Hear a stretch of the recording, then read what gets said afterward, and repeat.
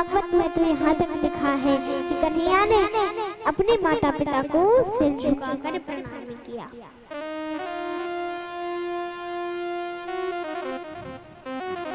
ये बता कौन कौन अपने माता पिता को सिर झुकाकर प्रणाम करता है? कोई करता है प्रणाम?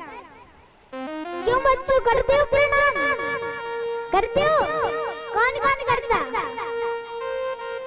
नहीं करते, कोई नहीं करता,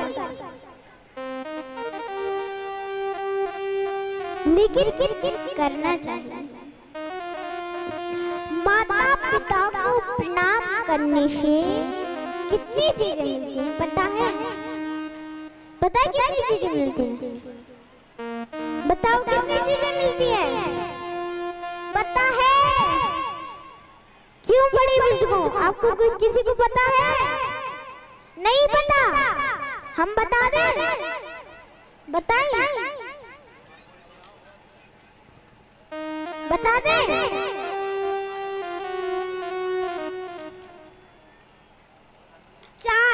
कितनी चीजें मिलती है? 4। कौन कौन?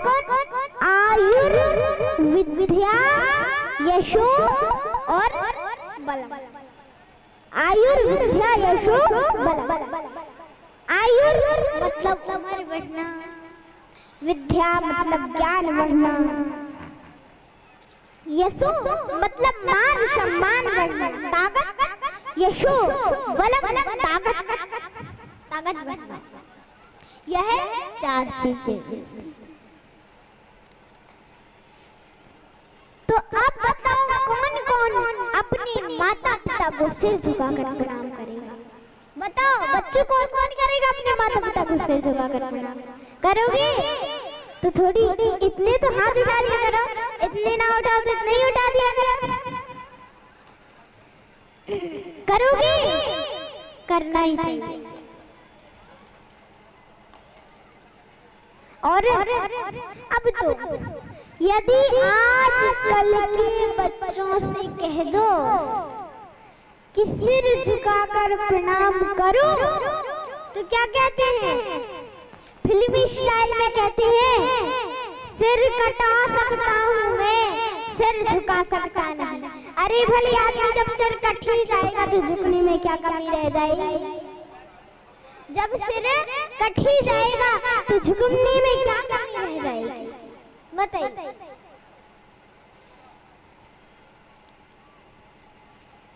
तो कहा कि भगवान ने खुद अपने माता पिता को सिर झुकाकर प्रणाम किया है। देखिए,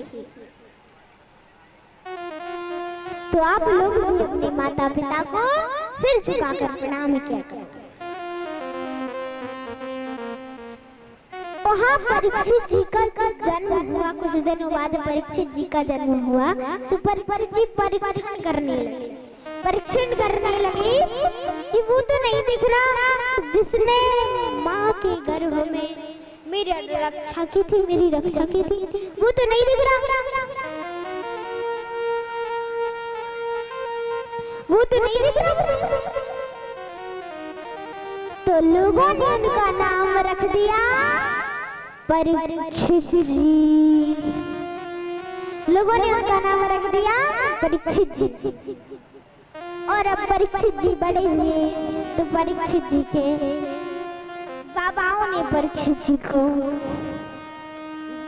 के बाबाओं ने परीक्षित जी को राज तिलक कर दिया परीक्षित जी का, और परीक्षित जी को राजा बना दिया। और उपदेश दिया प्रजा को कभी दुखी मत रखना, गाय पे कभी अत्याचार नहीं होने देना, और यदि कोई शत्रु शरण में आ जाए तो उसे क्षमा कर देना।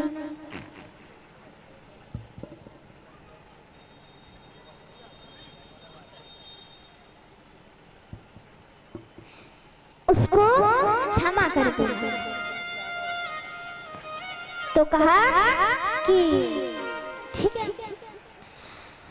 और और वहां से पांडव तो बाबा पांडव पांचों पांडव परीक्षित जी के बाबा पांचों पांडव वहां से शिक्षा जी के चले गए।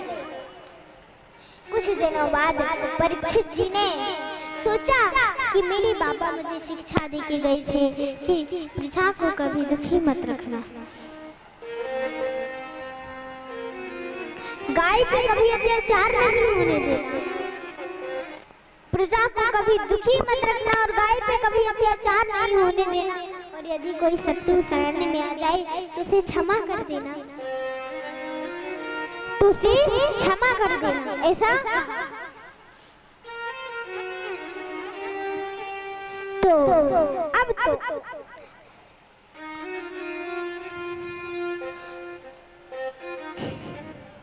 वही निकले सुखदेव जी परीक्षित जी ने अपना भेष बदला और राज्य में दिखने के लिए निकली। और जैसे राज्य में निकली तो वहां देखा कि एक व्यक्ति गाय को बैल को मार रहा था और गाय दूर खड़ी रो रही। जैसे परीक्षित जी ने देखा, क्रोध आया, तलवार निकाली और मारने को दौड़े। जैसे मारने को दौड़े वही व्यक्ति चरणों में गिर पड़ा। तो कहा, परीक्षित जी ने कहा, तू कौन है और निकल जा मेरे राज्य से। तो वह बोला, मेरा नाम कली है, मेरा नाम कली है। ये जो गाय है, गाय नहीं, पृथ्वी है, पृथ्वी। और ये जो बैल है, ये बैल नहीं, धर्म है, धर्म।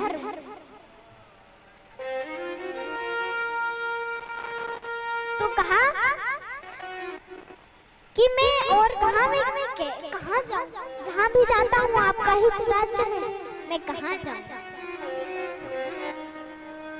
तो कहा कि मुझे कुछ जगह दे दो तो मैं उससे अपना गुजारा कर लूंगा।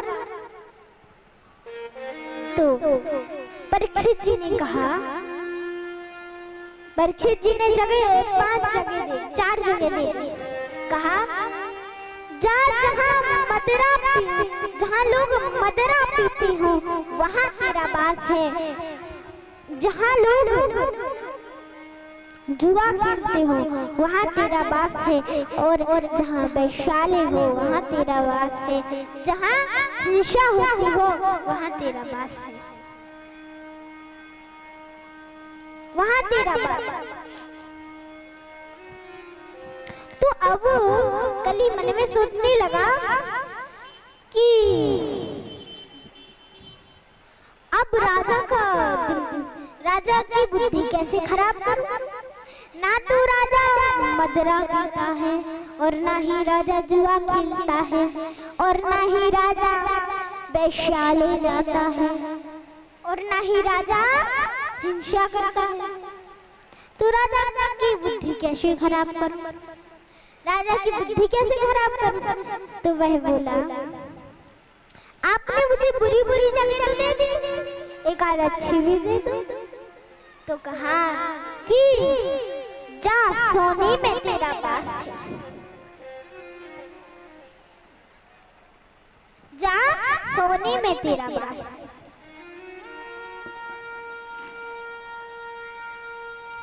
तो कहा, जा, सोने में तेरा वास है, लेकिन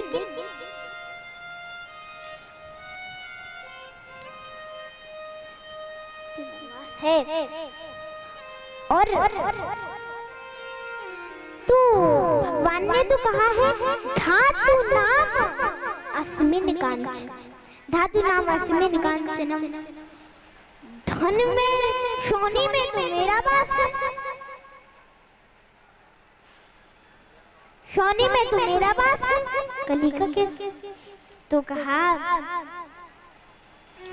धर्म से कमाए गए हुए धन में भगवान का वास है और अधर्म से कमाए गए हुए धन में कली का वास है। इस पर एक बड़ी सुंदर कथा आती है, इस पर एक बड़ी सुंदर कथा आती है।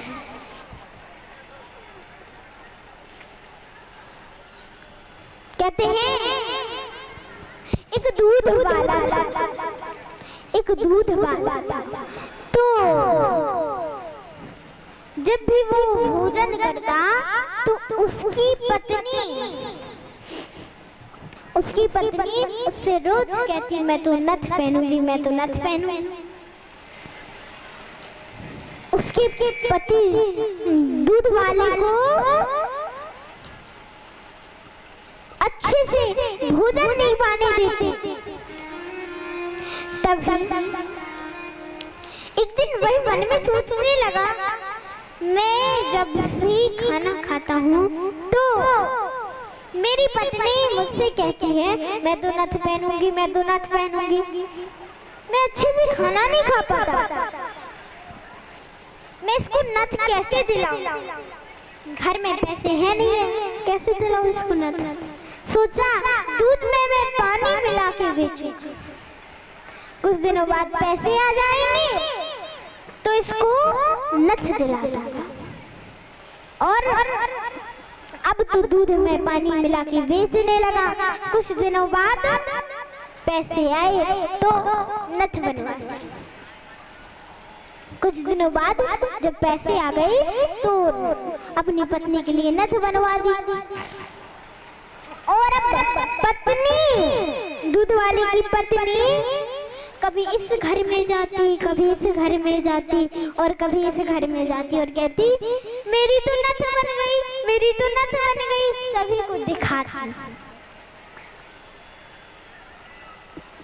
अब तो पूरे मोहल्ले में और आधे गांव में दूध वाले की पत्नी ने नथ दिखा दी। अब तो एक दिन दूध वाले की पत्नी सो रही थी कि चोर आए घर में। चोरों ने सब कहीं देखा, कहीं कोई नहीं था। तो चोरों की नजर नथ पर पड़ी और जैसी नथ पर नजर पड़ी तो चोरों ने नथ खींची और जैसी नथ खींची खून हो गया, खून हो गया, नाक फट गई। अब तो पत्नी बोली चोर आए, भगाओ चोर आए, और नाक पर पट्टी बांध ली। कुछ देर बाद पति आया। पति ने कहा, कुंडी खटखटाई। पत्नी ने जैसे कुंडी खोली तो पति ने कहा अरे देवी नाक पर पट्टी क्यों बांध रखी?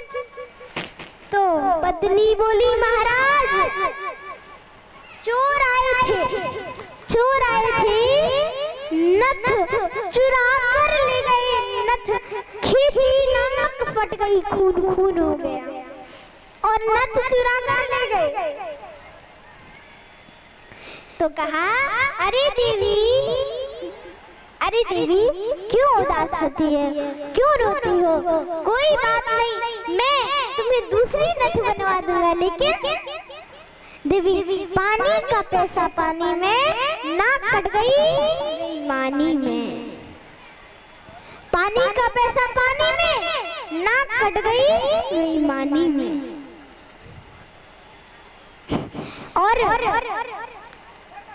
परीक्षित जी ने कली को 5 जगह दी और 5 जगह देके वापिस अपने राज्य आ गए।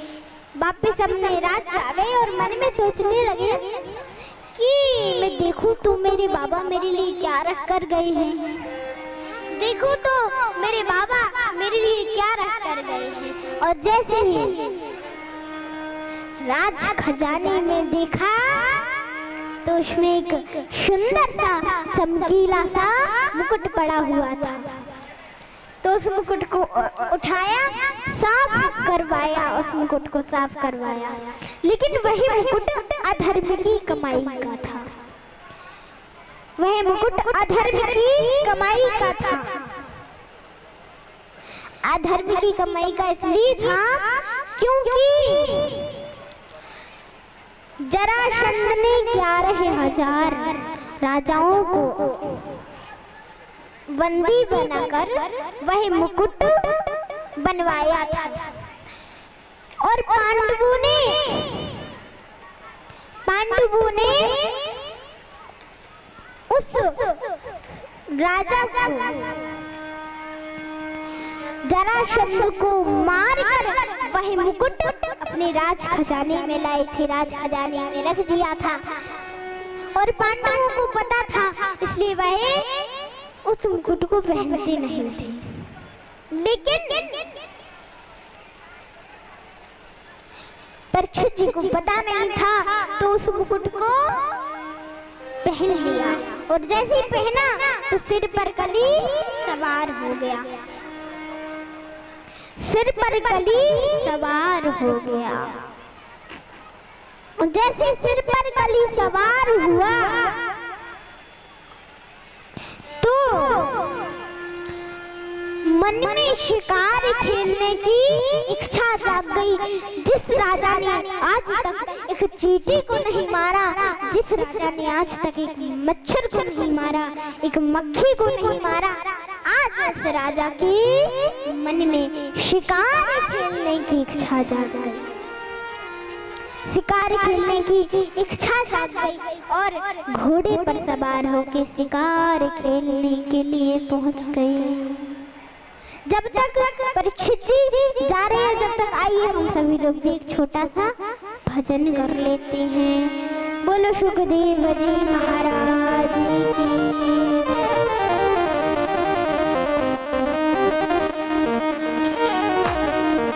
जाएगा जब यहाँ से 2 गज कफन का टुकड़ा तेरा दीवार हो जाएगा जब यहाँ से, कुछ भी न साथ होगा 2 गज कफन का